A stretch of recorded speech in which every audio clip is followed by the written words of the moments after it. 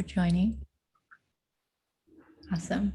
If you can type in your chat, like where are you calling from and what field are you working in? I think that would be really helpful.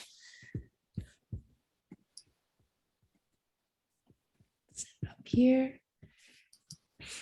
I'm hoping this is going to be an interactive session as of every session that we ever had, because it's just better to, I think, to learn by doing. And so, yeah, don't be shy. Just shout out, okay? Cool. Kira is from the Philippines, all the way from the Philippines. It's getting late for you. Thanks for tuning in. Multimedia students, it's great. Ty's from Boston, UX design. Welcome. Nice to see you. I can hear typing. Yes. Susan, oh, you're teaching design. Okay, awesome. Yeah, if you can have any learning and things to share with us throughout, please. Right, I think. Well, thank you. I have noticed in my career that that clients differ, so that I'm anxious to get your take on it, because clients are easy to present to. They understand the design process and all of that, and then some clients are really difficult in the way that that they perceive a design presenter. In other words, they think of them on a separate tier, you know, like a real low level peon. And I'm always surprised about that. Yeah, exactly, right. Designers used to be, and are still in a lot of instances, understood as production, right? Like you just go do what I tell you to do, and we need to change that perception for sure. So yes, I appreciate your perspective there, and we'll talk about that. That's true. In other words, what my experience is that some clients treat you as a peer. I can use the word we, and this will help us. And then other clients, some clients in certain fields, they bristle to that, and it's like, no, you're not one of us.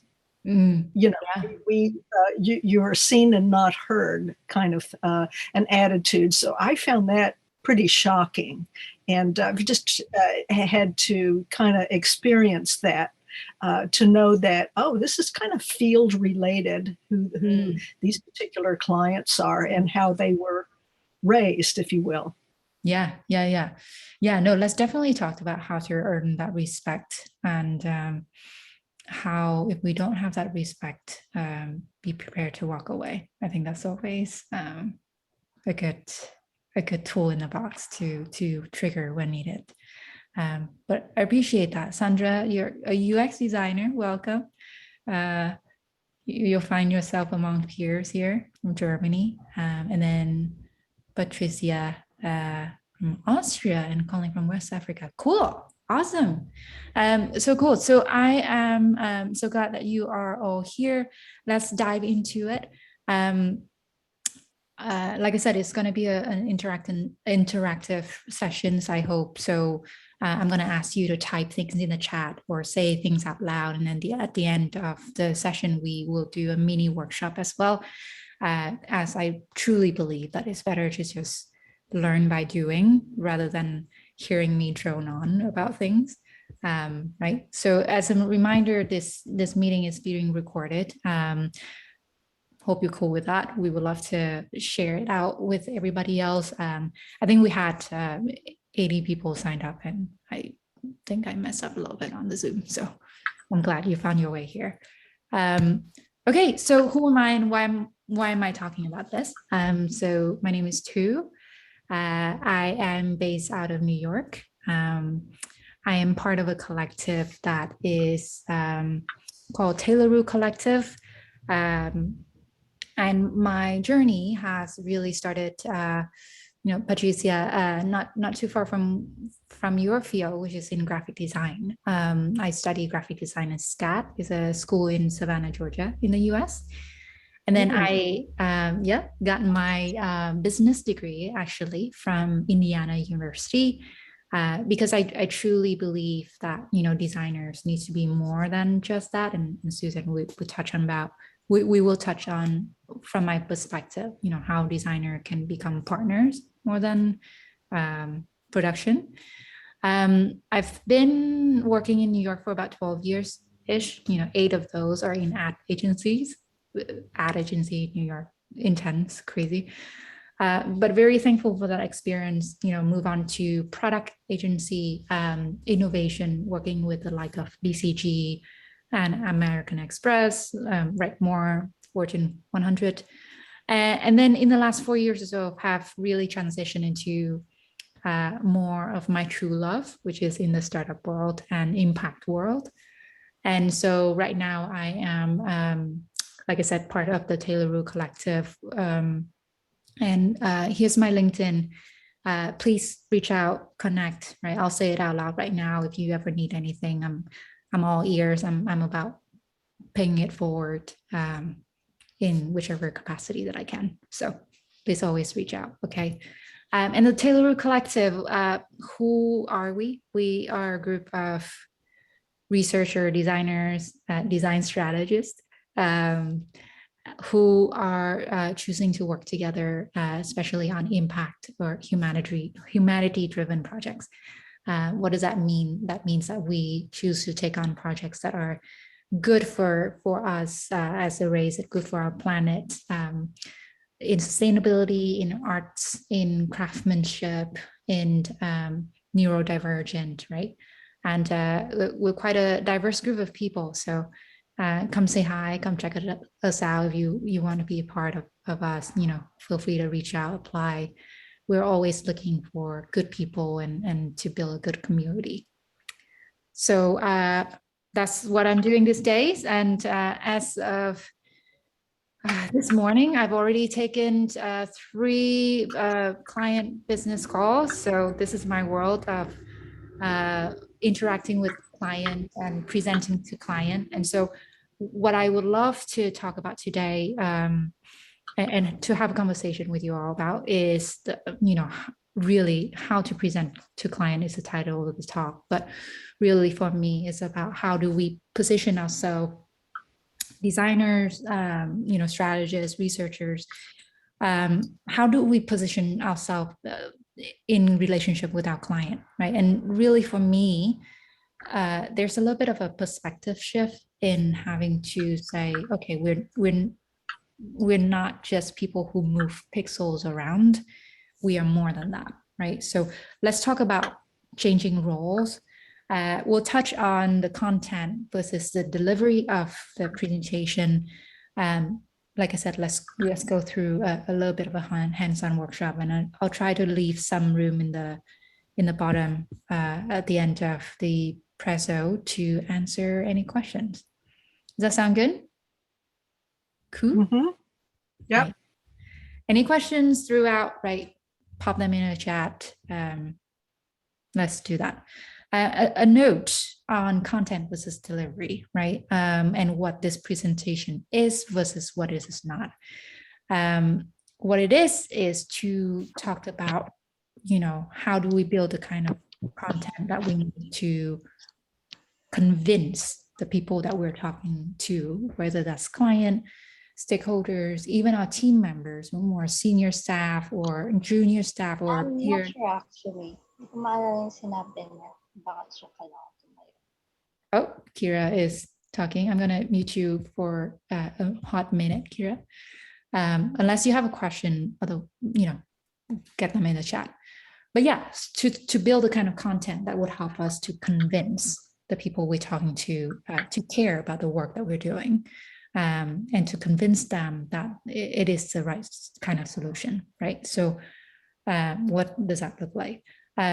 We will talk a little bit about the kind of design presentation structure and presentation style, but what we will not be touching on is the layout of the presentation, right?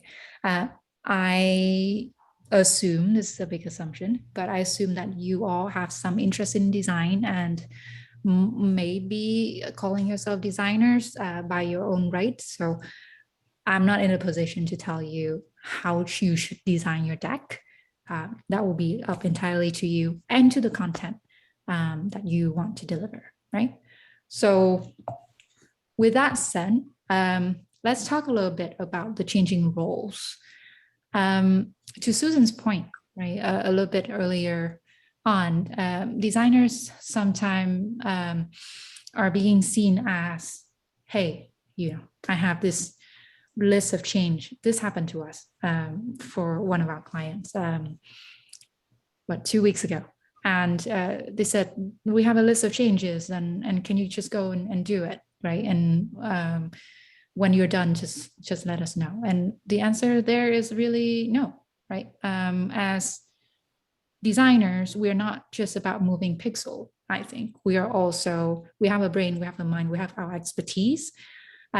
We have our consumer insight, especially for user experience design, where I'm coming from.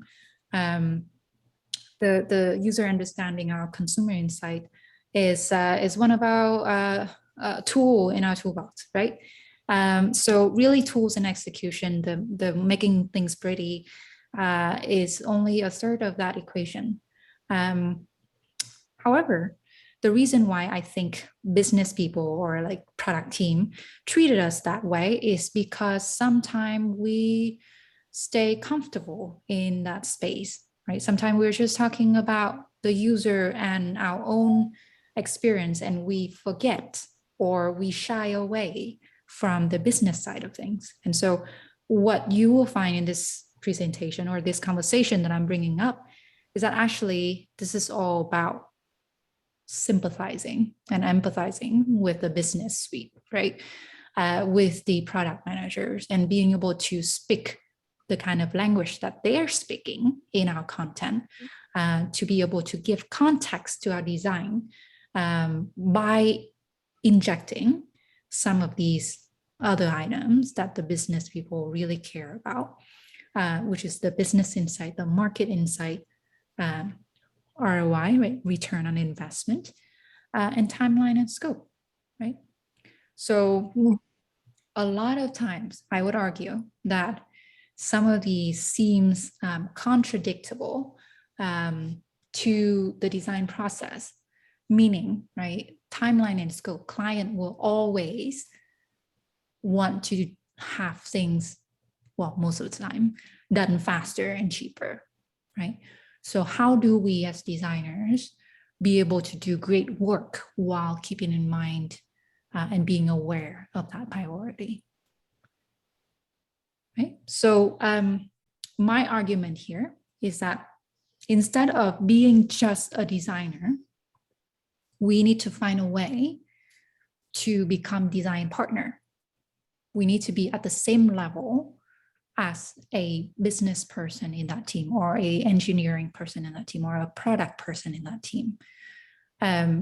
We need to be able to be confident with our work, so much so that if somebody were to say, well, I don't like the way that layout looks, we have the evidence to back it up, and we can articulate those design decision in a way that people can understand, right? So the way I think we can do that is to be able to start viewing our design or speaking about our design while through the lens of business insight, market insight, return on investment, timeline, and scope. And you might say, oh, God, that sounds so dry. Like I'm falling asleep just thinking about business insight and market insights. It doesn't have to be that way. And let's talk about how, right? It can be really actually exciting to find reason to what we do, right? So any questions so far? I don't have a question so much as I do a comment. I think you're so right. And it is on the designer to understand the client's business. So you're going to have to do some extra work. You're going to have to learn some of the language, and you're going to have to use it. and in order to be, accepted as knowledgeable. And what I tell my students is always have a reason why you're presenting your design. Have a reason why. If a client says, I don't like this layout, or there's some, or some vague comment like that, turn it around. Say, well, this was done because of something that you said earlier, a concern you had earlier, and we're solving that for you. And here's how we're solving your problem. Right. And I completely agree. And I think that if you are able to say, we make this, and we will talk about this with an example, we make this decision because of this business consideration. If the client turn around and say, I don't agree, then that's silly of them, right? Because we are making the decision for the good of their business, and they will recognize that. Mm-hmm. Thank you for that input, Susan. Sure. Cool. So what I would love to do is tapping into our group mind a little bit, and ask yourself the question and type it in the chat. And I'm going to start typing here as well. We can export this deck together, and you will all have access to this recording, obviously. But what do you think are example of business insights? There's no wrong answer. Just start. Example of business insights. Yeah.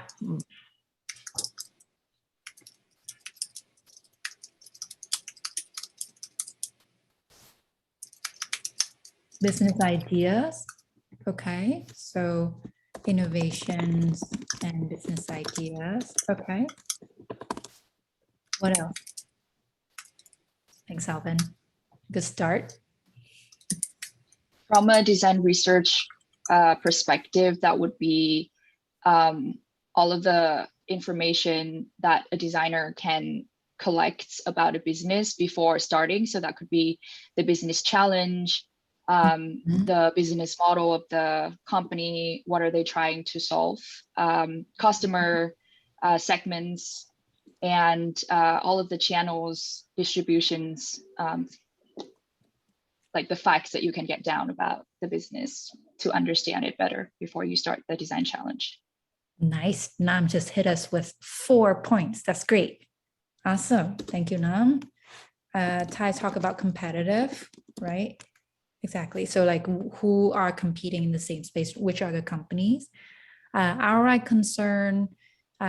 Sure. Yeah, I think that would also fall, Susan, within the business consideration. Company KPI, right?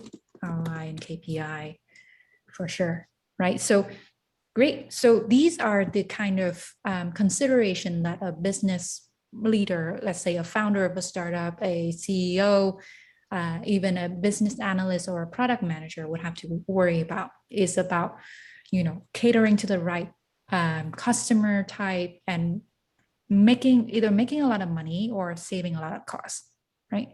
So how would that help with our designing or presenting our design solution? So this is an example, right? When we talked about, we've given access. Okay, so this is me talking to a client. An example would be, we've given access to the AI automated store locator in the top nav, since it's a very cool feature. This is something that I've heard people say a lot. This is a very cool thing. Sometimes I'm like, what is the thing? Or is a very cool feature. We think AI, artificial intelligence everywhere, right? It's a hot word this day. We put it on the top nav, right? Nice.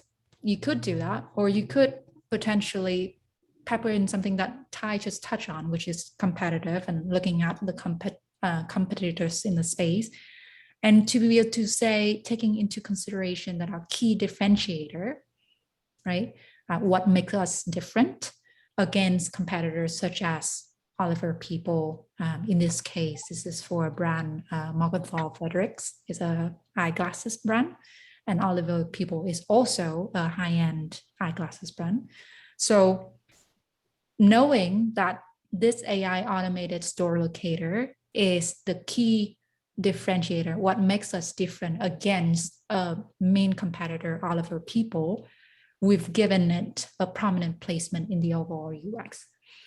I know this is only name sprinkling, like Oliver people is certainly part of our sentence, but the business leader, when hearing about this, will perk up, right? Oh, okay, I need to care. I really need to pay attention, right? This is something that was done with actual competitive research behind and with reasoning behind, right? So in talking about all these other factors, whether it's business model, right? In our peer-to-peer or subscription model, we need to make sure that this pricing is clear with what the subscription will entails or will provide. Anytime that we can talk about the business insight in our design process or in the design delivery, that's a huge plus. Does that make sense? What is an example or a few of market insight? How is that different from business insights?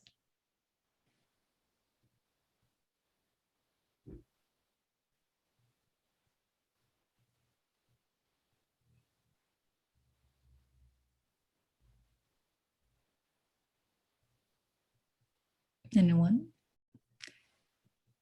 If I'm market landscape industry fact, yeah. If I'm in health, well, actually, if I'm in like an eyeglass brand, right? If I am Warby Parker, what market am I in?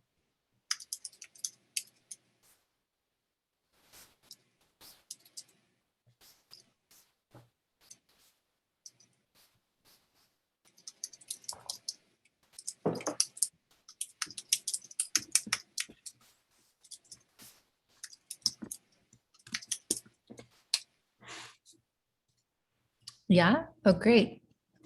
Yeah, it turned out people are just typing. I need to give more time for people typing. Okay, so market landscape. So market insight has some relevancy for market landscape, industry, facts, right?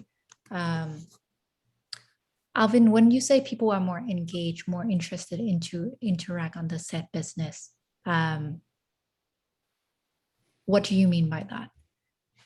Can you say more? Yeah, so spend media and social media. Right. So while Alvin is typing, I'm sure, market insight has to do with the more macro, at the macro higher level, right? If Warby Parker is in the eyeglasses business, their market would be lifestyle, it would be fashion, it would be consumer goods, right? And market insights usually have to deal with trends, larger trends that multiple companies have to adhere to, right? Whether that you are, I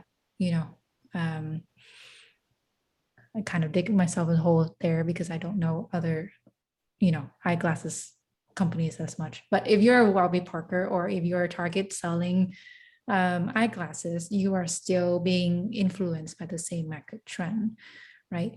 So e-commerce is a big one, right? So when we say this layout allows for interesting visual approach, which guide the eyes of the consumer through the space with resting focuses, right? So if I'm designing a store layout, in which case this was for United Color of Benetton, where we did a kind of design of the store layout, but also with digital placement throughout the store, right?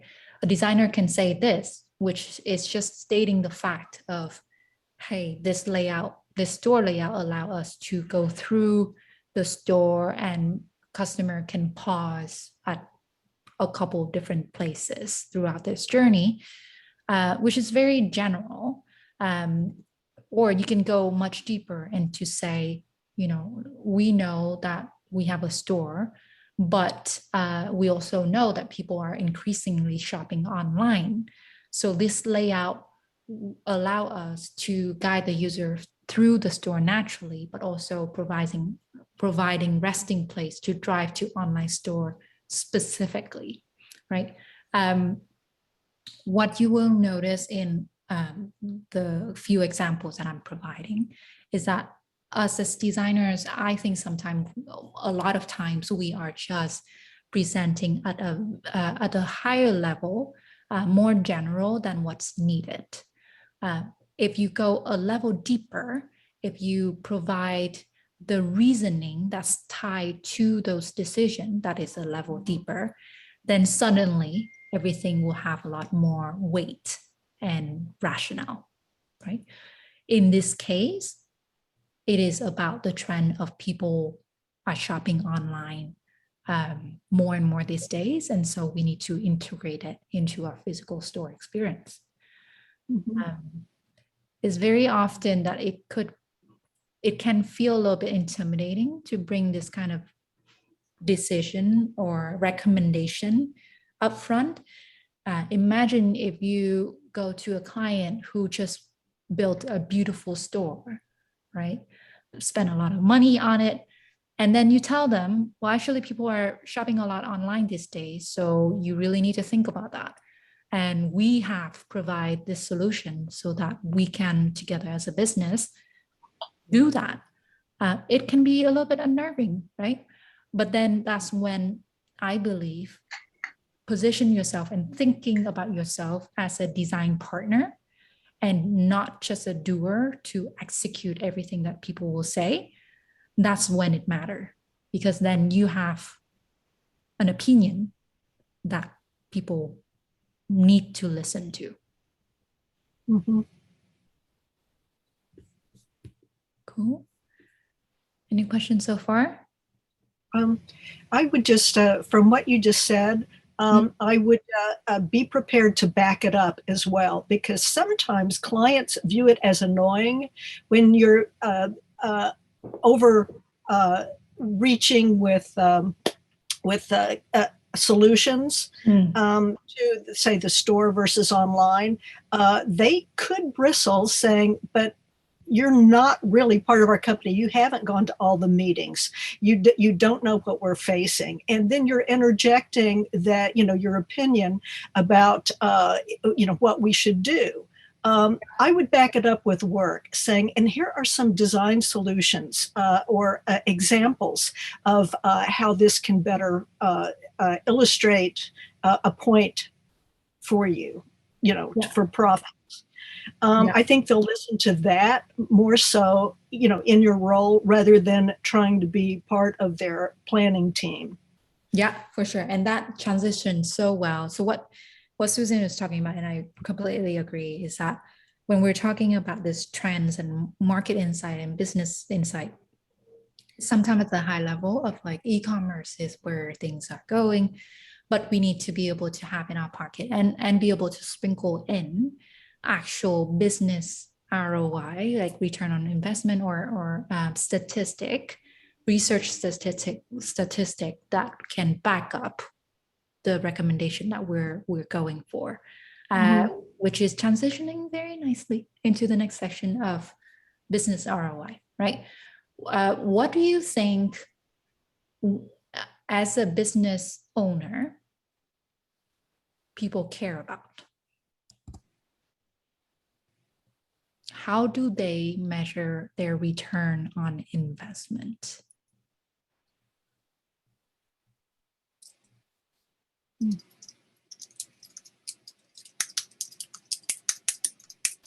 I also want to clarify a little bit about the context. So we're talking about this kind of understanding coming from research and the presentation that goes along with it in specifically a context for profit clients, right? So how is that idea of ROI translated when, say, for example, you're working with a client who's a museum or an organization that might have a different model or like a different target market. So in that case, Sure. what would be the alternative? Yeah, sure. I think this will also apply. Nam, thanks for that question. I think a lot of time we're talking about for-profit client, but as you will see, the ROI that we'll talk about also would apply to nonprofit donors and patrons. But that's a good call. Okay, so in thinking about business ROI, or yeah, let's clarify that from a business or organization. That's a good call. ROI, what are they, right? So reputation. How do you measure reputation, Susan? Is a question that maybe you can input on. And loyalty. I'm sorry. No, go ahead. I was just going to say, I've just seen clients be worried about making the wrong decision, that they don't want it back on them. They don't want to be fired. In other words, a lot rests on their decisions of not only marketing recommendations, but every decision that they're going to say to you at the table. They don't want it to come back on them as a reflection on them for giving wrong direction. They're very concerned about that on the business end. We're on our creative end. I think we're more giving about, oh, this is a good idea. That's a good idea. And, we kind of evaluate it. But on the client side, I think it's more detrimental to their character. Sure. So you're talking about the building the awareness around a brand, let's say, and keeping it that way, which is hard to do. Shumei is also talking about, NPS score, sorry. Like social proof, right? Sumait is talking about number of likes and shared.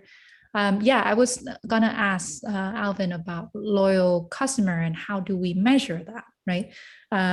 Return on investment are inherently very, it's mostly like number focused, right?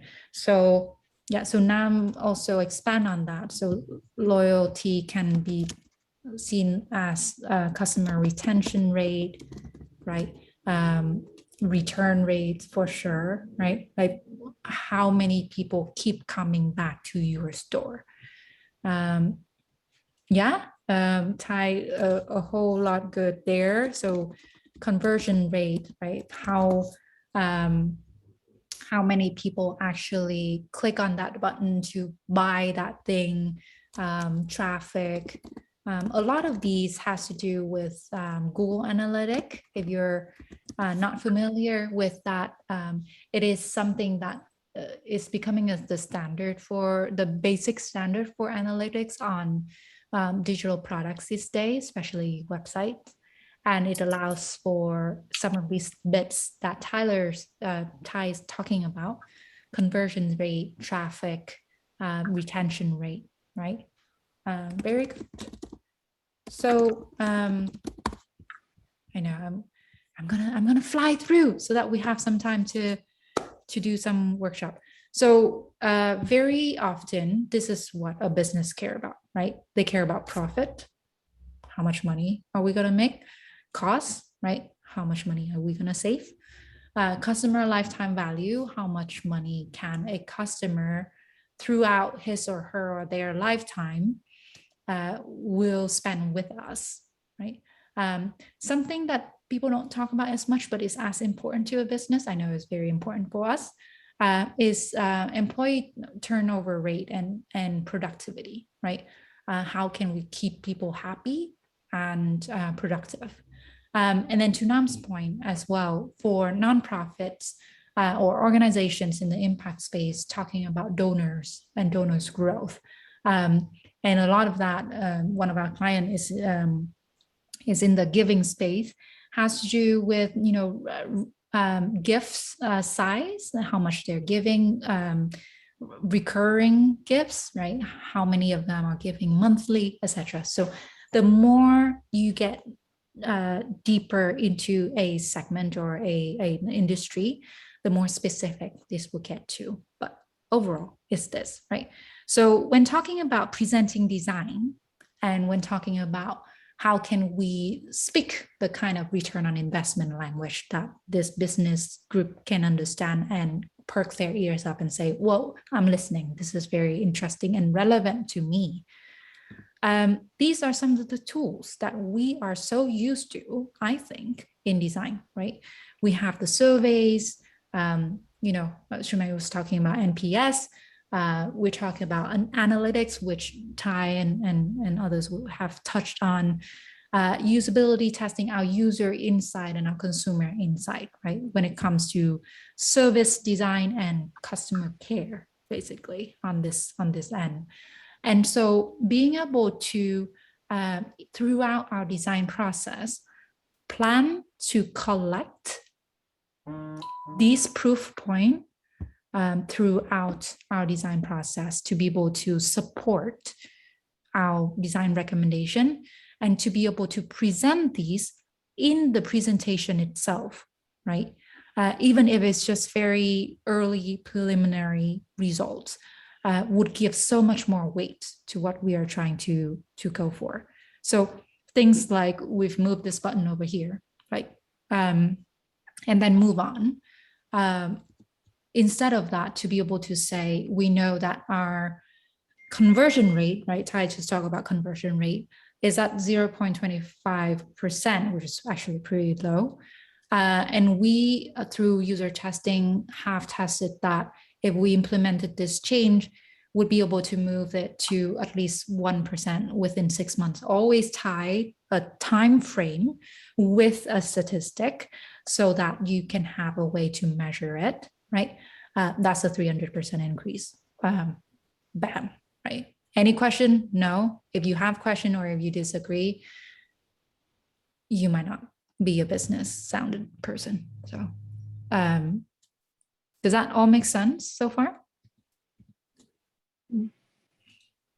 Cool. So tying, I know this might seems very foreign or maybe even counterintuitive to our creative mind, but being able to think in terms of or even consider the kind of numbers, the kind of result that we want to achieve and tie it back to our design recommendation, that will make your presenting to client even smoother and much more convincing, right? This is tied directly to what they want to achieve as well, which is what? Making more money or saving a lot more costs. In the case of nonprofit and organization, right, this kind of impact, the kind of returning awareness and engagement as well. Cool.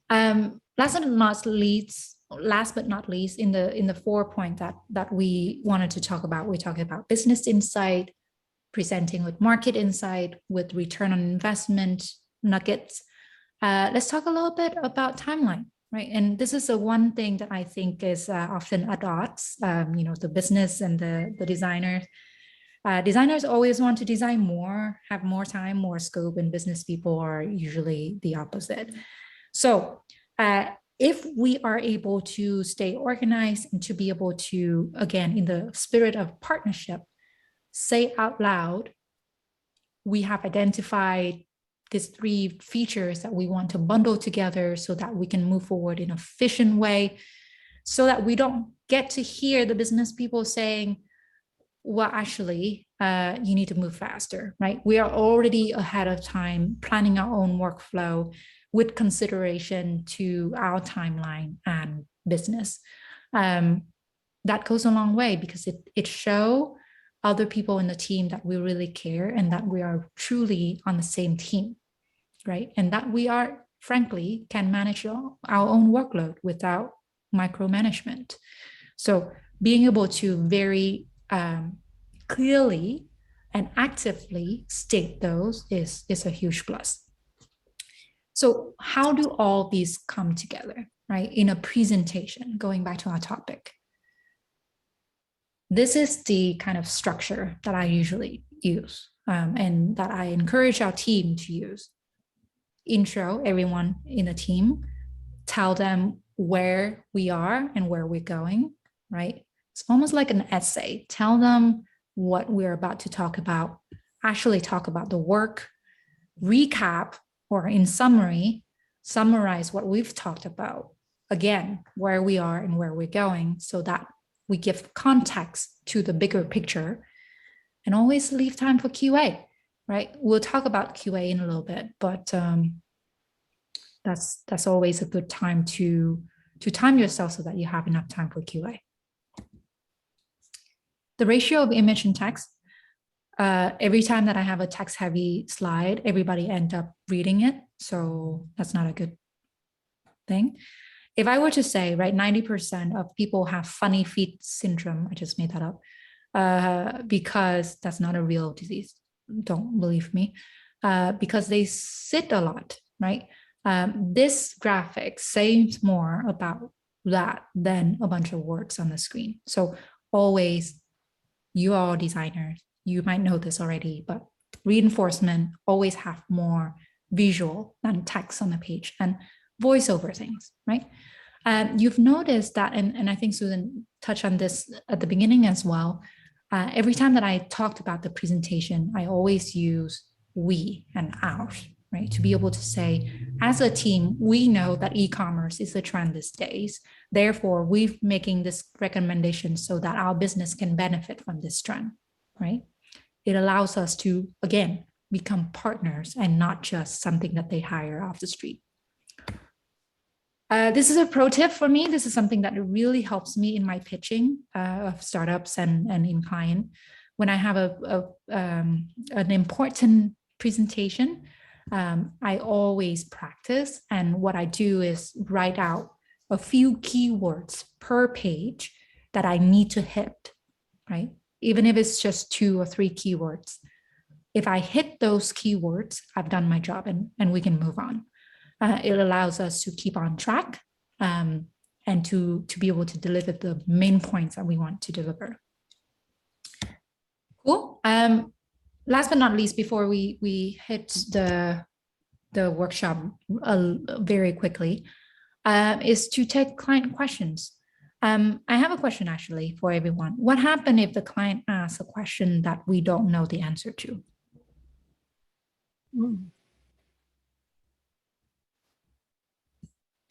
Validate the question, saying, that's a good question. Let me get back to you on that. Let me get a little more research and get back to you on that. That's all you can say, really. Yeah, absolutely. Right. Do not lie. Do not make up things on the spot. Just say, great question, I'll get back to you. Or we will get back to you, right? That's a good point. Okay, so I think we can try this out. I'm gonna break you all into 2 teams or maybe 3 teams so that this will go faster. This is a link to this board. What this is doing, go on this board really quickly. I'm going to break you automatically into 3 teams. What this is doing is that it has a couple of notes on a presentation, and I want you to try to organize them in the order of the presentation from beginning to end, right? So when you get in here and in your team room, we're going to try to do this in 5 minutes. With 5 person per room, I'm hoping this is doable. When you get into this board, claim a board for your team, put in your team name, right? And then together start organize this in the order of the presentation that you want to have. Is that clear? Mm-hmm. Okay, breakout rooms, 3 breakout room. Okay, let's go.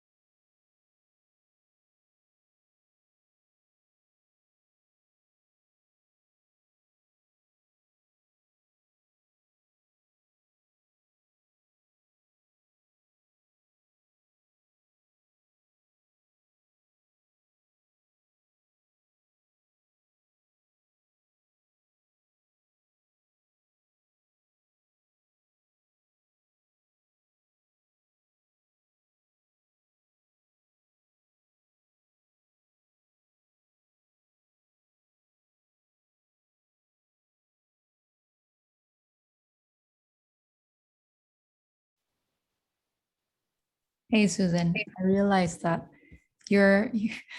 some room has 6 people because they all join, and then you're here by yourself. So I'm gonna join with you. Oh, okay. Yeah, I haven't done this before, so this is a new a new game for me. I Are you wasn't in sure. that board? I'm sorry. Are you in the board itself? Well, I copied your link and pasted it in, so I'm in something. Okay. Let me see. Where are you? I'm now seeing people move things around, so I'm not sure what to do. Okay. Go to the top where I am. Do you see me? I see visiting seahorse. I'm gonna put Thu and Susan on this board.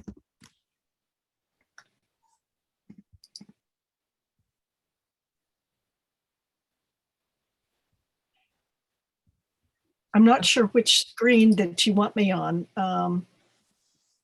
Here, hang on. Let me see.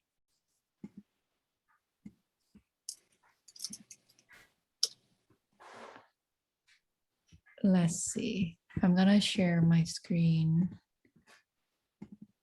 Can you see my screen? Yeah.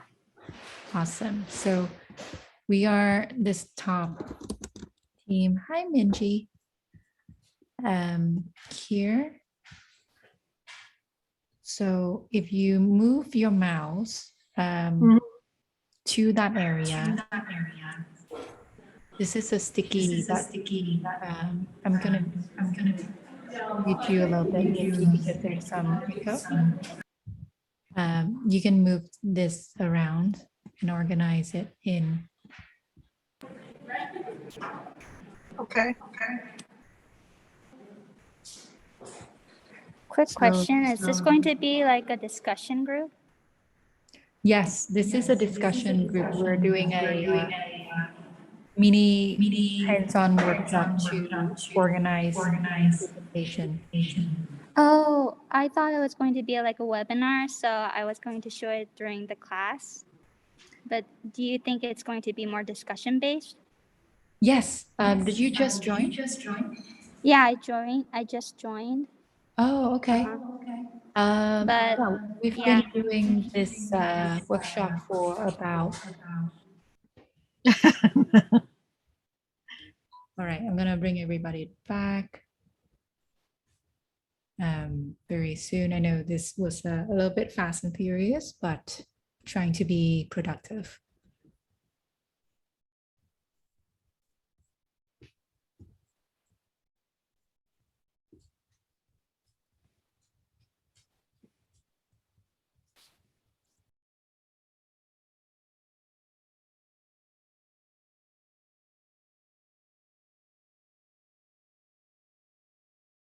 You're muted.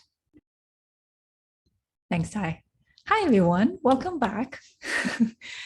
I realized that was a little bit fast and furious, but hopefully you had some fun in arguing through some of these.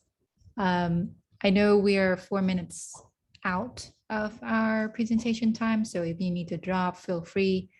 If you can still join for another 5 minutes to conclude this, that will be great.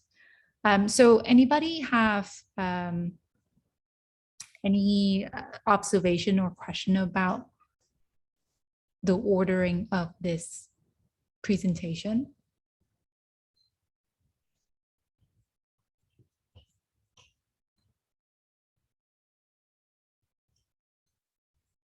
People are still determined to get it done. All right. Let's talk about point 1. In the room, we also have these people. So you decided to have this after. Let's talk about point 1. Okay.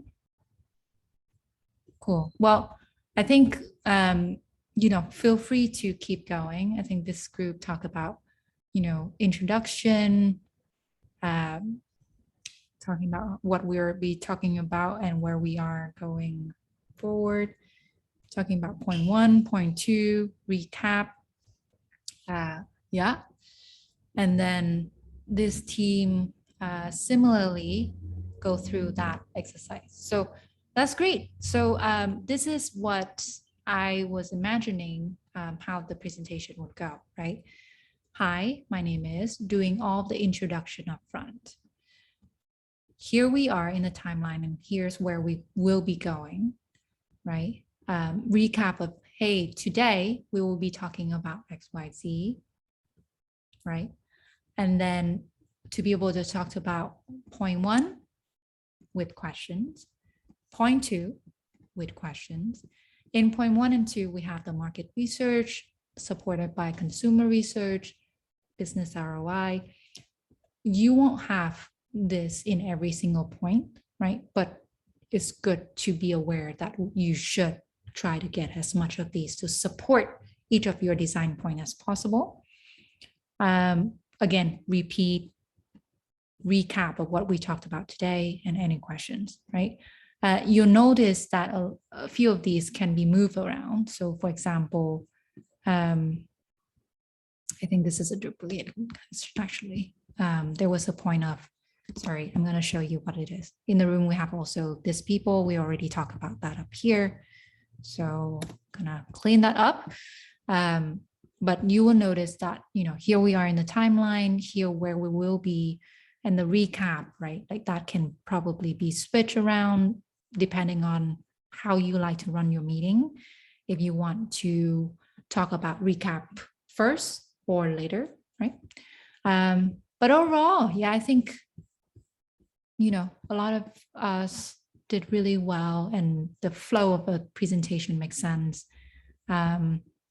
There was a few of like, we're not sure where this will fit. And I think that's natural. I think always just remember to talk about, you know, who we are in the room and what we'll be talking about.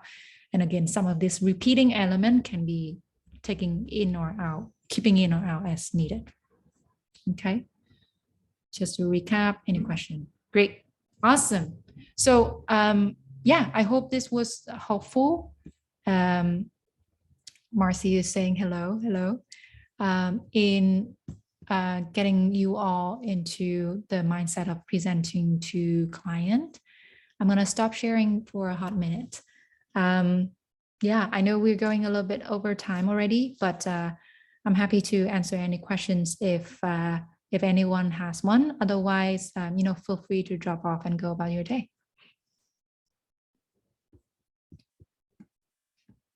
Anyone has any questions? Burning questions?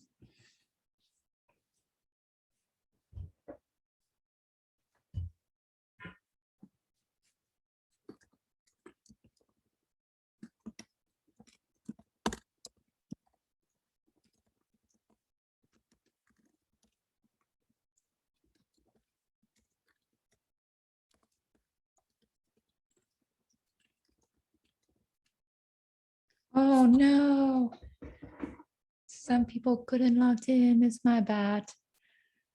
What is time anymore? I'm sorry, there was a little mix up in the Eventbrite Zoom link. And so I'm gonna be sending out the recording very soon. Sorry about that mix up. Yeah, for sure. There will be recording afterwards. And I do hope that you can join for the next ones though. We do workshop every month. So if you follow us on LinkedIn, I'm gonna drop the LinkedIn link there as well as our site. We'll be able to kind of, you know, see you on the next event when my scheduling skills improve. Thank you, Alvin. Thank you. Well, have a great rest of your day. Really, thank you for taking the time to be here. And yeah, have a good one. Thank you. Thank you. Thank you. Thanks. Bye, everyone. Bye.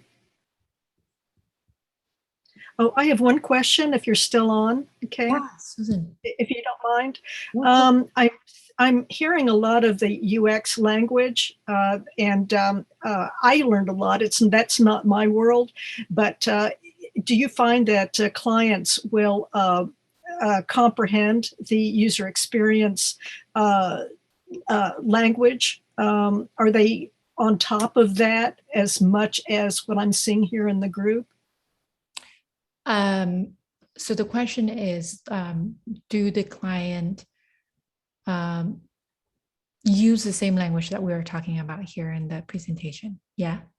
Well, with the user experience language, are they like, for instance, the KPI and the NPS? Do you find in client meetings that they're using that kind of language and really concerned about where the button is put? Oh, absolutely. That kind of thing? Absolutely. Okay. Yeah. No, the client that we work with, like I said, is ranges quite a bit. I guess the answer to your question and the kind of slightly BS business answer is always it depends. But it, startups much less so, even though, more funded startup, much more. But when you go into, corporation, like consulting firms and the order of importance and the knowledge of KPI and NPS and the weight that they put on it increase based on the size and the funding type of the companies, right? So the more, the bigger and the more funded the companies are, the more they will care about those things, I think.